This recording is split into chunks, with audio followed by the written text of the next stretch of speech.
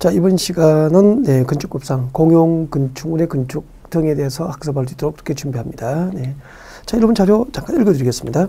자, 국가나 지방자치단체가 공용 건축물을 건축하거나 대수선 용도 변경하고자 할 때는 또 가설 건축을 건축하거나 공작물을 축조할 경우에는 대통령령이 정한 바에 따라서 미리 건축물 소재지를 관할하는 줄 것이십시오. 허가권자와 협의하여야 한다. 줄 것이고 협의 동그라미 하시면 되죠. 네. 자, 협의한 경우 의제 등이 나와 있습니다. 그래서 자, 여기까지 설명을 드리겠습니다. 봐주세요. 자, 건축법상 공용 건축물입니다. 자, 공용 건축물의 건축에 대해서 학습합니다. 자, 건축법에, 자, 공용 건축물의 건축. 자, 이런 얘기죠. 네, 국가 등입니다. 국가라든지 뭐, 지방자치단체, 지자체.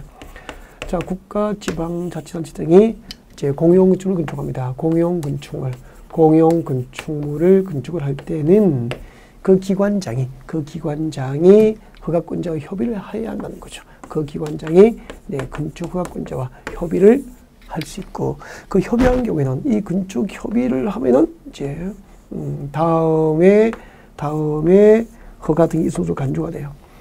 자, 국가 등이 공용 건축을 건축할 때 허가권자와 협의를 하여야 하고, 협의하면은 건축 허가 대상은 건축을 받은 것으로 의제 간주가 됩니다. 그리고 건축 신고 대상은 건축 신고를 한 것으로 간주가 돼요. 그러니까 협의하면은 건축을 받을 필요도 없고, 건축 신고 대상이어도 건축 신고를 할 필요가 없다는 얘기죠. 협의, 핵심은 협의. 그래서 건축법상 건축 절차는 원칙 허가지만 공용 건축물의 건축 절차는 뭐라는 거죠? 협의라는 거죠. 협의하면은 건축 허가 대상은 허가받은 것으로, 건축 신고 대상은 건축 신고를 한 것으로, 그리고 협의한 가설 건축물, 협의한 경우에는 가설 건축물 허가 대상은 가설 건축물 허가를 받은 것으로, 가설 건축물 신고 대상은 가설 건축물 신고를 한 것으로 간주가 돼요. 더 중요한 것은 협의한 공용 건축물은 사용 승인, 건축공사 완료 후 준공사를 받게 되잖아요. 그 준공공사 사용 승인을 받아야 한다는 법률 규정, 그 법률 규정의 적용을 받지 않습니다. 한마디로 협의한 공용 건축물은 허가도 신고도 하지 않고 건축할 수 있고요. 그리고 건축공사 끝나고 준공사를 받아야 한다는, 즉 사용 승인을 받아야 한다는 법률 규정의 적용을 받지 않기 때문에 사용 승인 받지 않고 사용 승인 전 입주가 가능하다는 거예요. 그리고 딱 하나가 있어. 단 이런 특례가 인정되지만 협의한 공용 건축물도 건축공사가 완료되면은 건축공사 완료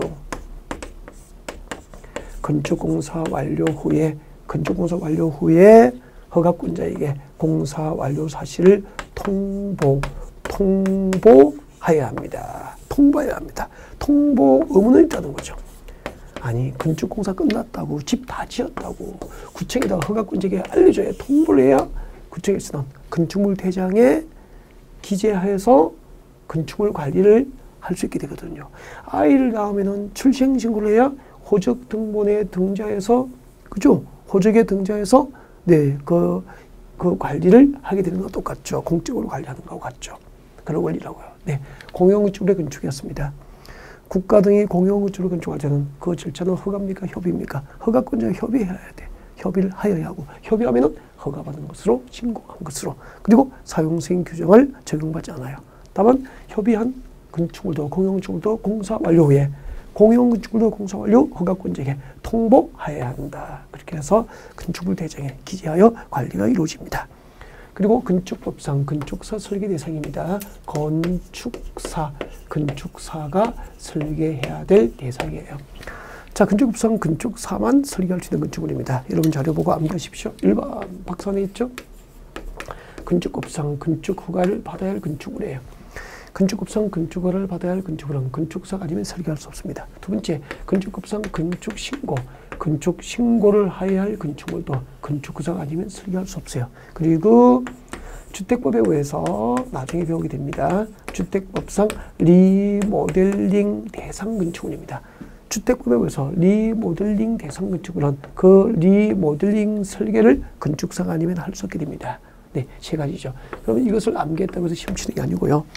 자, 그 신고 대상 건축물은 신고 대상 건축물은 건축사가 설계해야 되죠. 다만 건축 신고 대상인데 건축사 설계 대상에서 제외되는 게 두 개가 있고 이것을 암기하셔야 돼요.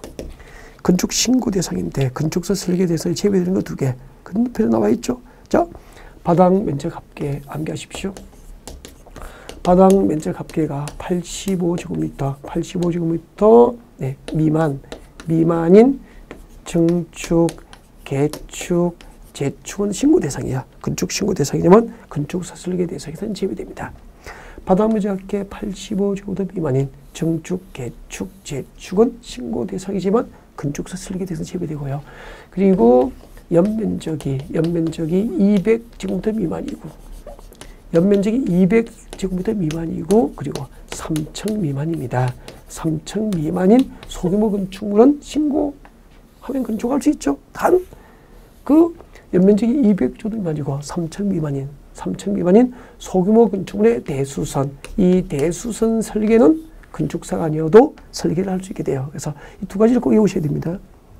건축법상 건축을 받아야 할 건축물, 건축법상 건축 신고를 해야 할 건축물, 주택구에 따라서 리모델링 하는 건축물의 리모델링 설계는 건축법상 건축사가 설계해야 돼.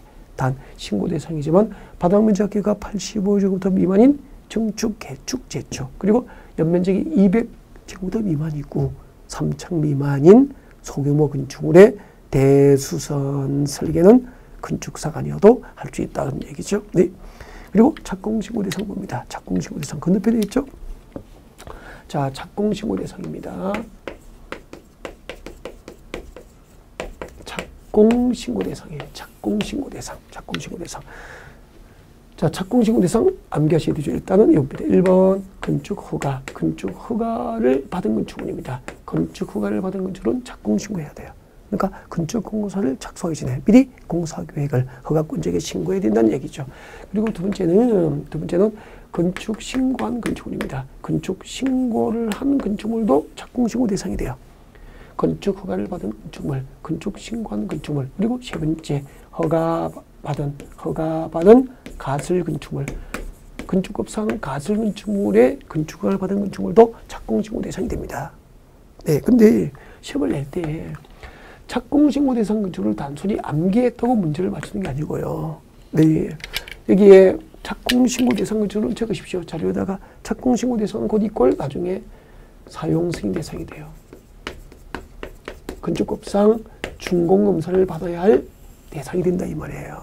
그러니까 법상 착공신고를 했다면 사용승인을 받고 사용승인 후에 건축물을 사용해야 돼요.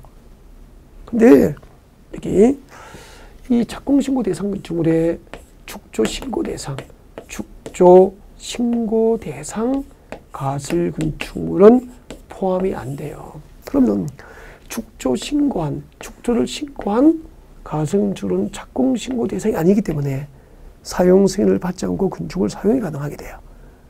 네, 그래서 사용 승인 전 건축물 사용이 가능하다는 거죠. 그래서 표현을 이렇게 하죠.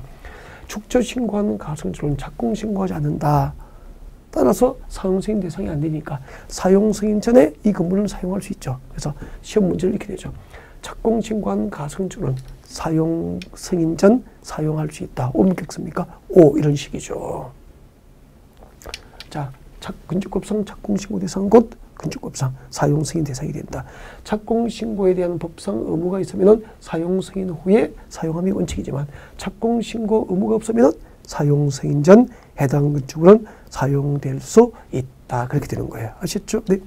자, 건축법상 공용건축물의 건축 절차, 그리고 건축사 설계 대상과 건축사 설계 대상에 제외되는 것, 그리고 건축법상 착공신고 대상과 착공신고 대상이 아닌 것을 구별하는 내용이었습니다.